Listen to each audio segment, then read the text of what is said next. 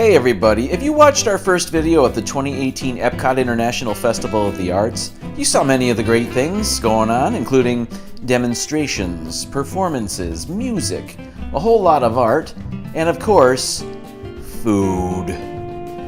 On our first visit, we sampled offerings from the France Pavilion, the deconstructed dish, and the painter's palette in the festival showplace.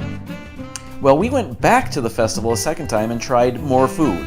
This time at the Hungry Artist booth near the Mexico Pavilion. The three offerings we sampled were the wrapped slow-braised lamb marinated in tres chiles paste and spices, the corn tortillas with slow-roasted pork shoulder marinated in ancho paste, served with sweet plantain puree and garnished with pea tendrils, and the atole de fresa and Mexican concha bread, which is a warm strawberry drink served with a cinnamon-dusted piece of bread. First, let's take a look at the lamb. I don't know if we were missing part of it or what, but it just came as a sack of meat. Ready? Okay, what's this called?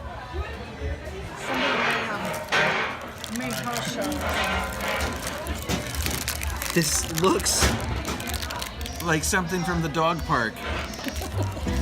But what it lacked in presentation, it made up for in flavor. The tres chile paste was smoky and rich, and the meat itself was quite tender. The dish, however, could have used another note, a bit of contrast. Serve it with a vegetable, perhaps. You know, if you're craving a wad of paper full of meat, look no further. It was pretty good as far as wads of paper full of meat go. We give this one a B-. Next up, the pork-filled tortillas. This was just okay. The ancho paste seemed to overpower the plantain puree, to where we weren't even sure it was on there. In our opinion, these were unremarkable, serviceable. We'll give it a C. Third on the list was the atole de fresa with concha bread, our dessert. Of the three dishes we tried from the Hungry Artist, this was our favorite. I didn't know, however, exactly how to eat it. If you saw our other Festival of the Arts video, maybe you remember when we tried the pork roulets from the France Pavilion? That dish also came with bread. And because we weren't familiar with pork roulets, we didn't know how to eat that either. It turns out pork roulets is prepared like pâté and should be eaten with the bread, instead of eating it separately, like potato salad, which is what we did. It was with that in mind, I decided to dip this bread into the pink stuff. Even though it's listed as a drink, the strawberry stuff was thick like yogurt. So it resembled more of a dip than a drink. And you know what? It worked. I like them together better than I did individually. I like the bread is cinnamony, and this tastes like strawberry Nesquik.